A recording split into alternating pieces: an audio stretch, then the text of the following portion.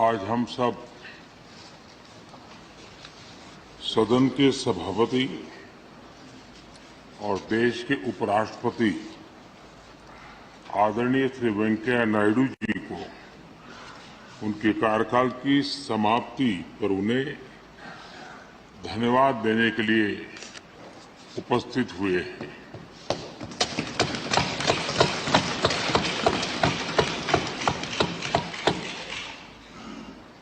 ये इस सदन के लिए बहुत ही भावुक पल है। सदन के कितने ही ऐतिहासिक पल आपकी गरिमामय उपस्थिति से जुड़े हुए हैं। फिर भी अनेक बार आप कहते रहे हैं, I have retired from politics, but not tired from public life. और इसलिए इस सदन को नेतृत्व देने की आपकी जिम्मेदारी भले ही पूरी हो रही हो, लेकिन आपके अनुभवों का लाभ भविष्य में सुदीर्घ काल तक देश को मिलता रहेगा। हम जैसे अनेक सार्वजनिक जीवन के कार्यकर्ताओं को भी मिलता रहेगा। आदरणीय सभापति महोदय, आजादी के अमृत महोत्सव में आज जब देश अपने अगले 25 वर्षों की नई यात्रा शुरू कर रहा है, तब देश का नेतृत्व भी एक तरह से एक नए युग के हाथों में है। हम सब जानते हैं कि इस बार हम एक ऐसी 15 अगस्त मना रहे हैं जब देश के राष्ट्रपति, उपराष्ट्रपति, स्पीकर, प्रधानमंत्री सबके सब वो लोग हैं जो आजाद भारत में पैदा हुए हैं।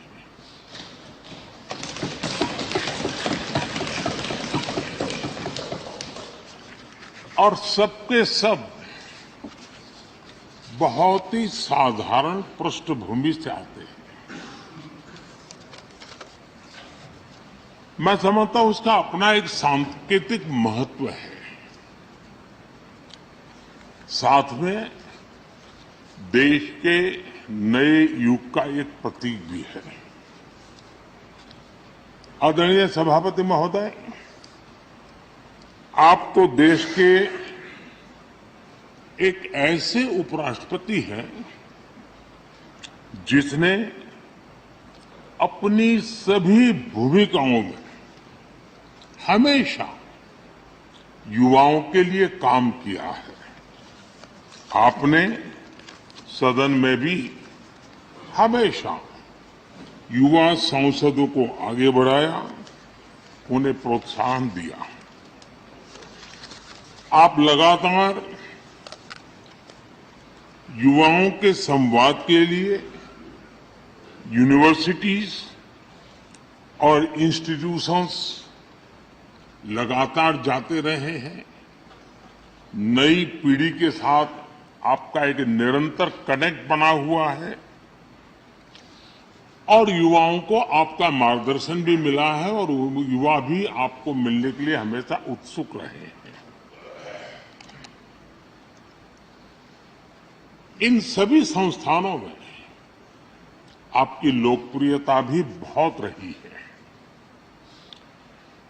मुझे बताया गया कि वाइस प्रेसिडेंट के रूप में आपने सदन के बाहर जो भाषण दिए, उनमें करीब 25% युवाओं के बीच में रहे हैं। ये भी अपने आप में एक बहुत बड़ी बात है। आदरणीय सभापति महोदय, व्यक्तिगत रूप से मेरा ये सौभाग्य रहा है कि मैंने बड़े निकट से आपको अलग अलग भूमिकाओं में देखा है। बहुत सारी आपकी भूमिका ऐसी भी रही जिसमें आपके साथ कंधे से कंधा मिलाकर कार्य करने का भी मुझे सौभाग्य मिला है। पार्टी कार्यकर्ता के रूप में आपकी वैचारिक प्रतिबद्धता रही हो, एक विधायक के रूप में आपका कामकाज हो, सांसद के रूप में सदन में आपकी सक्रियता हो, भारतीय जनता पार्टी के अध्यक्ष के रूप में आपका सांगठनिक कौशल्य और लीडरशिप की बात हो, कैबिनेट मंत्री के रूप में आपकी मेहनत, नवाचार का आपका प्रयास और उससे प्राप्त सफलताएं देश के लिए बहुत उपकारक रही है, या फिर उपराष्ट्रपति और सदन में के सभापति के रूप में आपकी गरिमा और आपकी निष्ठा।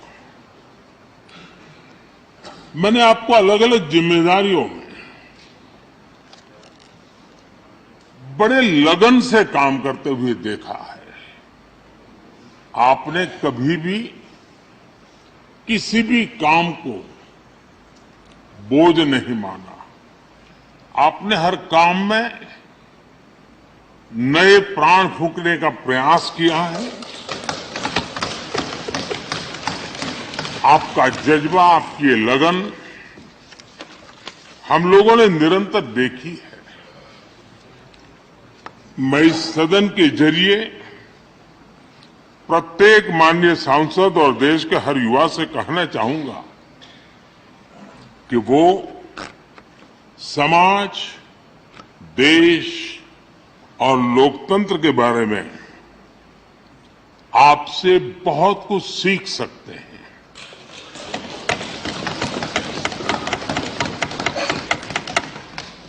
Listening, learning, leading, connecting, communicating, changing और रिफ्लेक्टिंग, रिकनेक्टिंग जैसी किताबें आपके बारे में बहुत कुछ बताती है। आपके ये अनुभव हमारे युवाओं को गाइड करेंगे और लोकतंत्र को मजबूत करेंगे। आदरणीय राष्ट्रपति महोदय, आपकी किताबों का जिक्र मैंने इसलिए किया क्योंकि उनके टाइटल में आपकी वो शब्द प्रतिभा झलकती है जिसके लिए आप जाने जाते हैं।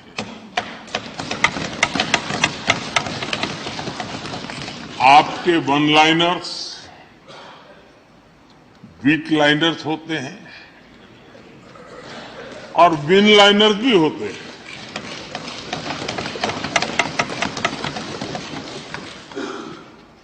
यानी उसके बाद कुछ और कहने की जरूरत ही नहीं रह जाती। Your each word is heard, preferred and revered and never countered.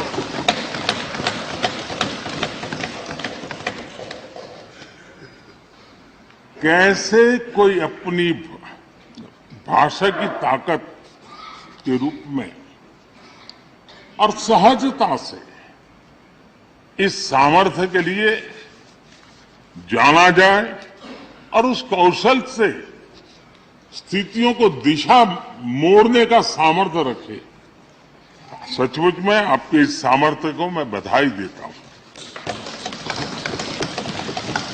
साथियों,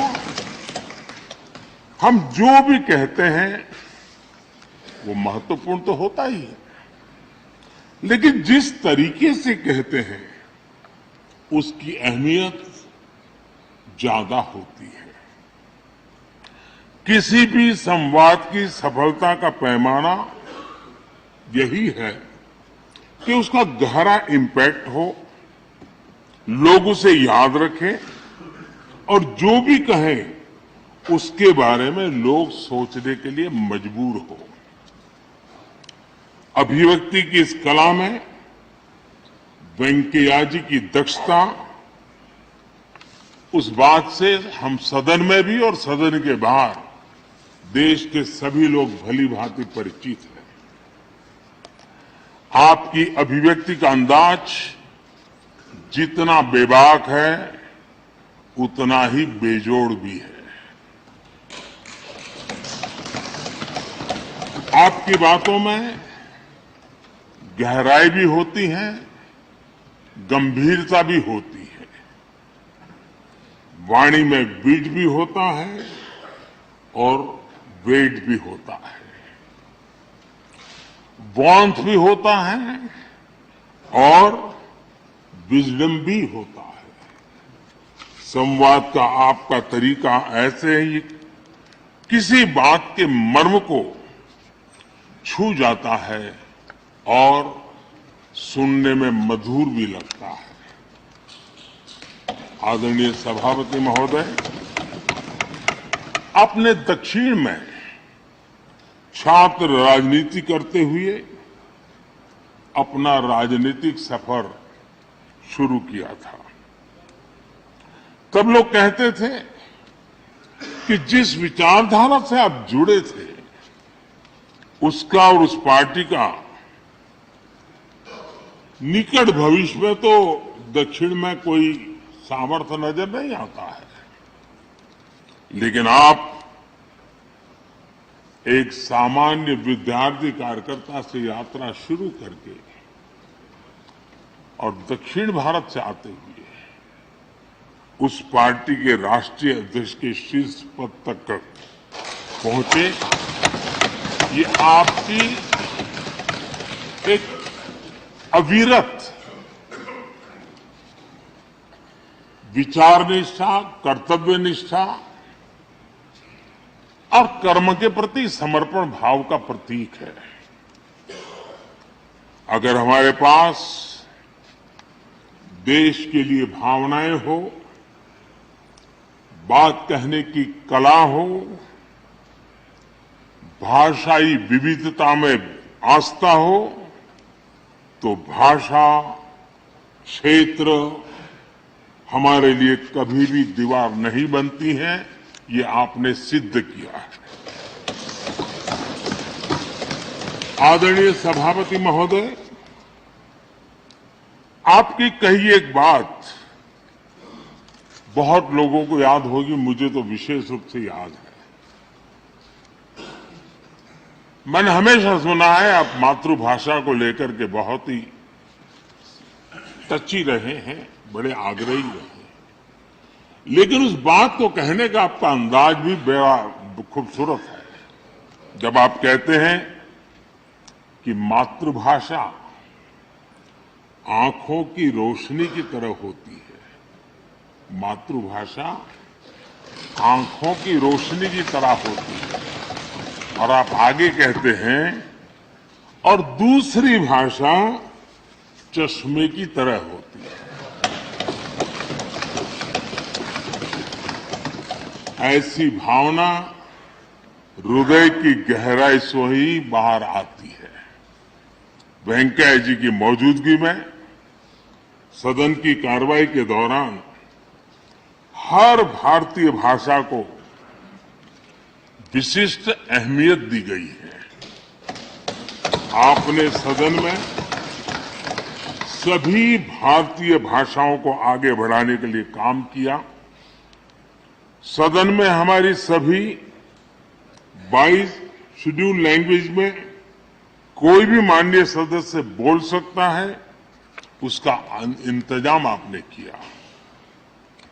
आपकी ये प्रतिभा, आपकी निष्ठा आगे भी सदन के लिए एक गाइड के रूप में हमेशा हमेशा काम करेगी।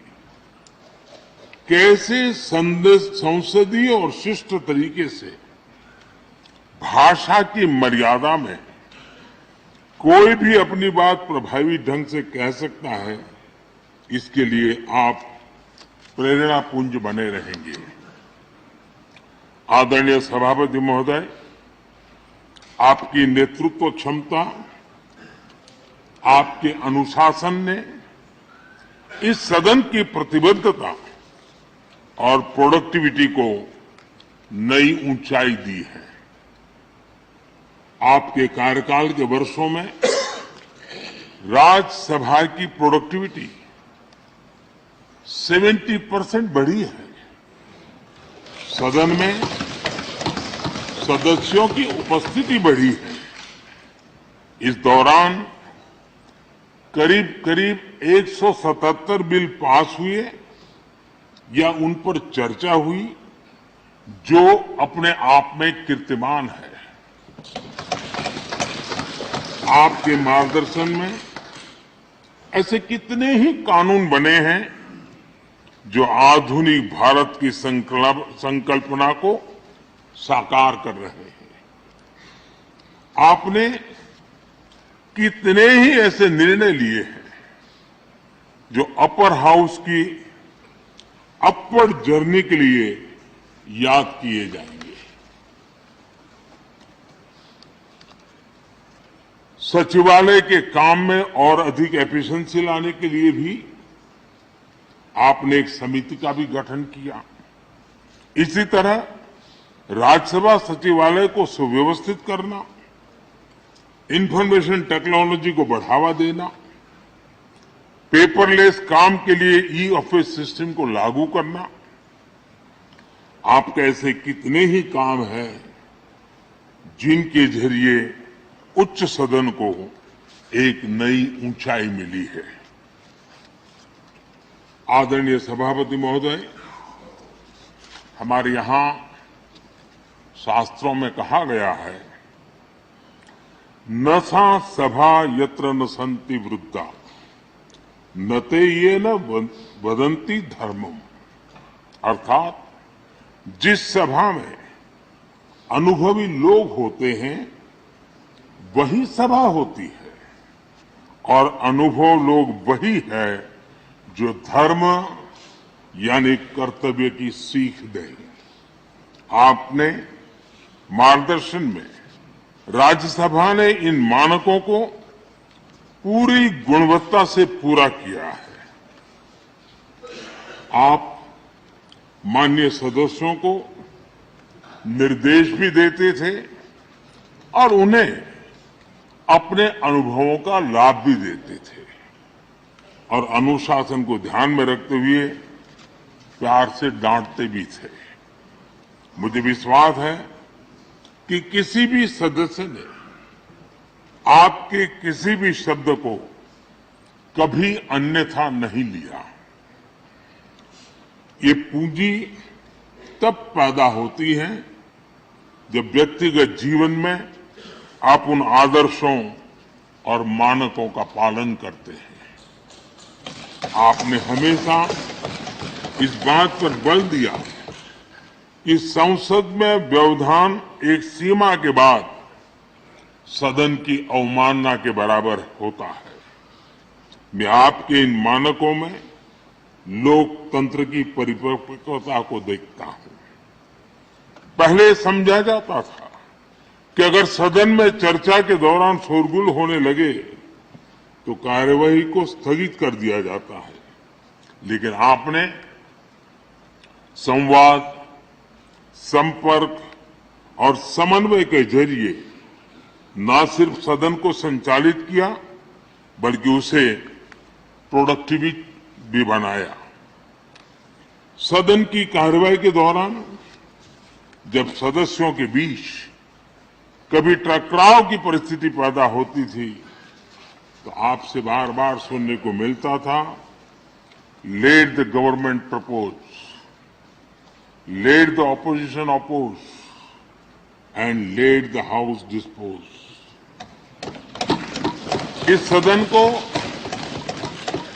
दूसरे सदन से आए विधेयकों पर निश्चित रूप से सहमति या असहमति का अधिकार है। यह सदन उन्हें पास कर सकता है, रिजेक्ट कर सकता है या अमेंड कर सकता है, पर उन्हें रोकने की, बाधित करने की परिकल्पना हमारे लोकतंत्र में नहीं है। आदरणीय सभापति महोदय, हमारी तमाम सहमतियों और असहमतियों के बावजूद आज आपको विदाई देने के लिए सदन के सभी सदस्य एक साथ उपस्थित हैं। यही हमारे लोकतंत्र की खूबसूरती है। ये आपके लिए इस सदन के सम्मान का उदाहरण है। मैं आशा करता हूं कि आपके कार्य, आपके अनुभव आगे सभी सदस्यों को जरूर प्रेरणा देंगे। अपने विशिष्ट तरीके से आपने सदन चलाने के लिए ऐसे मानदंड स्थापित किए हैं जो आगे इस पद पर आसीन होने वालों को प्रेरित करते रहेंगे। जो लेगेसी आपने स्थापित की है, राज्यसभा उसका अनुसरण करेगी, देश के प्रति अपनी जवाबदेही के अनुसार कार्य करेगी। इसी विश्वास के साथ आपको पूरे सदन की तरफ से, मेरी तरफ से अनेक अनेक शुभकामनाएं देता हूं और आपने देश के लिए जो कुछ भी किया है, इस सदन के लिए जो कुछ भी किया है, इसके लिए सबकी तरफ से ऋण स्वीकार करते हुए मैं आपका धन्यवाद करता हूं। बहुत बहुत शुभकामनाएं।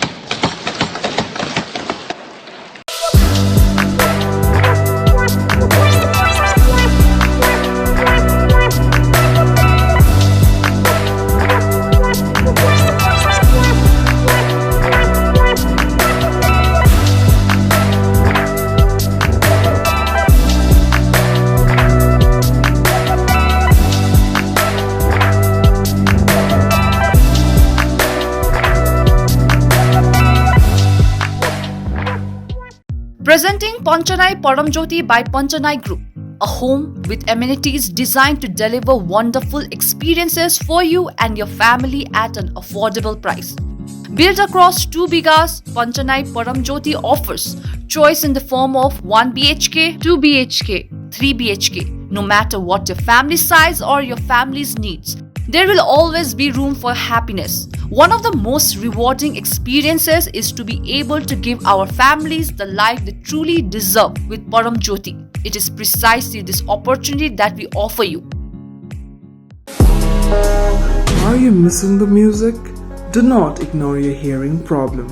Dhwani Hearing and Speech Clinic helps you to bring back the sound in your life and also to help those kids who are struggling to find the word. Free hearing and speech checkup and counseling at Dhwani. Facilities of the Dhwani Clinic: all types of hearing tests, all types of digital and non-digital hearing, voice therapy, speech therapy, swallowing therapy. Senior ENT Dr. Vijay Prashad Bania available Monday to Saturday. Mega discount on hearing aid. Call now at 83880-53232 or 801-6714803. Visit PBR Tower, 2nd floor near Checkpost, Sevak Road, Siliguri.